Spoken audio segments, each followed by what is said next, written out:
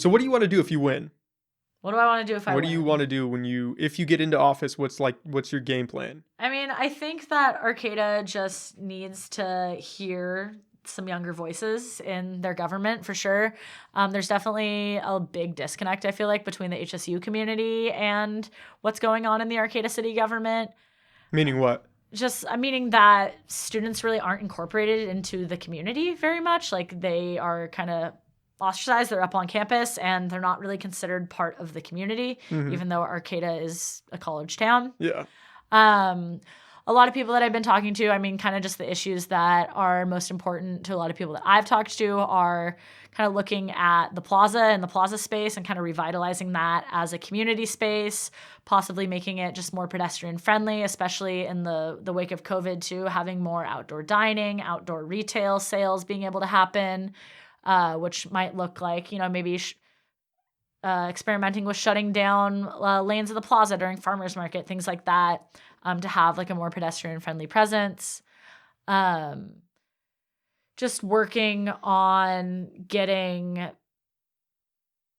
climate change as a forefront in Arcata, especially. Transportation has been a huge thing that I've been talking to people about. 54% of emissions from the city of Arcata are caused by personal vehicles.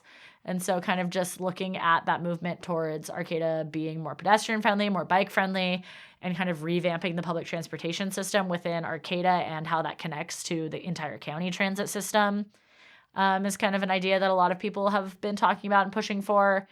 And yeah, I mean, I think that's what's important to a lot of people. And then definitely in this unique time, just kind of jump starting local business and being able to get local businesses back on their feet after this pandemic and after, all the restrictions that have been put in place, and kind of moving towards being able to have a lot of businesses reopen, what that looks like safely. And, again, pushing that idea of, being able to give businesses the option to expand outward and have outdoor dining space, and being able to give, the businesses the option to apply for those small business grants that are coming in kind of from the government, and that local businesses and local banks kind of are having the control of passing those funds out and making sure that a lot of these businesses are getting back on their feet, because that's really, I mean, what drives the economy here locally is these small businesses being able to, function to their best potential. So Yeah, without these small businesses, especially for Arcata and the plaza right there, it would be incredibly a ghost challenging to get town, anything right? going. Yeah. And so, I mean, and there's going to be some unique opportunities too, with definitely, Toby and Jackson sidelines on the plaza are, they're Shut done down, for, right? they're done for. And so, what are those spaces going to be? What kind of businesses are going to go into the plaza? Talking to people a lot about, maybe seeing more of a civic presence on the plaza, whether that be in the way of like a tourism business center or a local museum, something like that on the plaza. And definitely also like leaning into, as we've seen even during the pandemic, because a lot of people are not traveling out of state, they're not traveling out of the country, and so we're seeing almost an influx in tourism here locally. You've seen RVs driving up and down the 101 and coast and stuff, and kind of that wave of supporting tourism coming to Humboldt County is going to really be what jumpstarts Humboldt's economy, especially after legalization.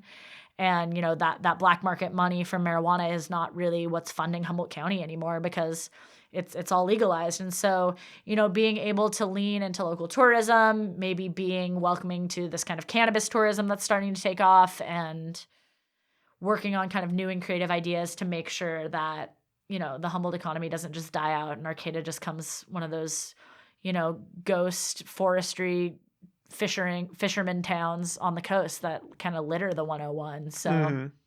When you say, it's interesting that you said you want to make HSU more of the community, because I always thought that, the community was built around HSU. Like I thought it was already yeah, really integrated, I but don't know. it's not. I went to HSU for a year, and that year that I went to HSU, I really felt like I wouldn't have had anything to do with Arcata if I wasn't from here, Oh, And I really? feel like I talk to a lot of students that feel like, yeah, I mostly stick up on campus. I mostly just have friends from HSU. I don't really go into town much. I don't really know what's going on there, And so making sure that there are events that are welcoming to HSU students, making sure that there are partnerships between local businesses and local, nonprofits and stuff, bringing in those students and bringing in their talents and gifts into our community and just kind of making it a mutually beneficial relationship. Because I know, especially in the wake of COVID and, kind of the overchanging between different presidents and stuff, HSU is hurting too. And if HSU is not as successful and kind of, or if it ever even,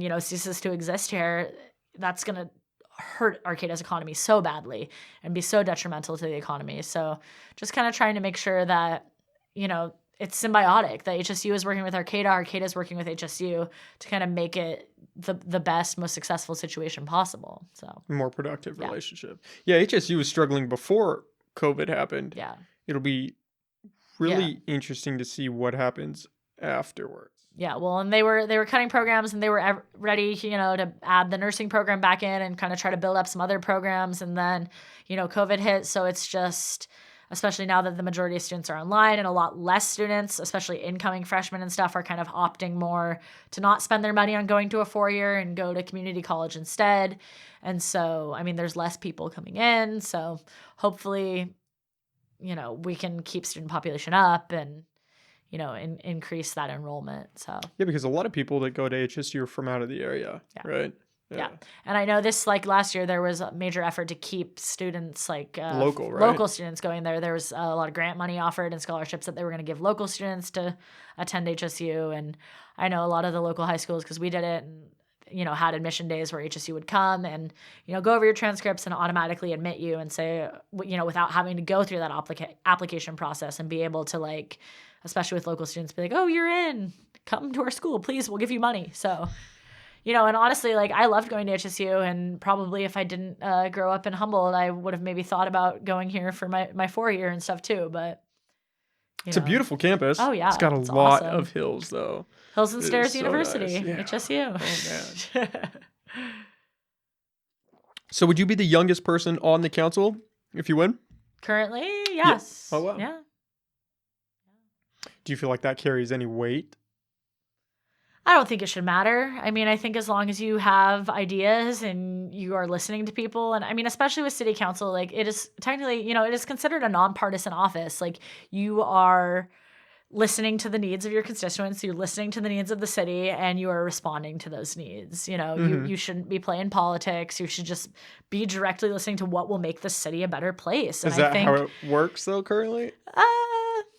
Yeah, I would hope so. I think a little, to some extent. And Arcata in general is pretty left, a liberal city, and is pretty progressive about things like climate change and transportation and the environment and everything like that. So I think that Arcata, is listening to the needs of its constituents, but there's definitely, I don't know, less of an action, in.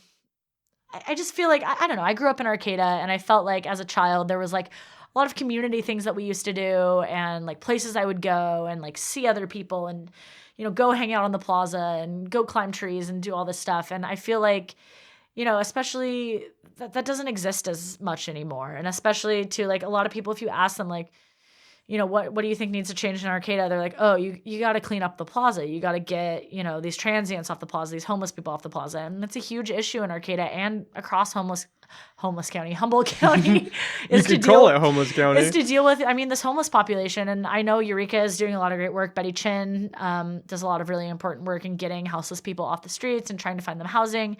But in Arcata too, there's just a lot of barriers to even finding housing, because there's not enough affordable housing in general to be able to house people that are on fixed incomes or don't necessarily have a job yet, or are just, getting clean from drugs and things like that. And there's a lot of barriers to getting into housing. And so, I think just by creating affordable housing, and that's currently one of the measures that's on the ballot this election cycle. I think it's Measure B in Arcata.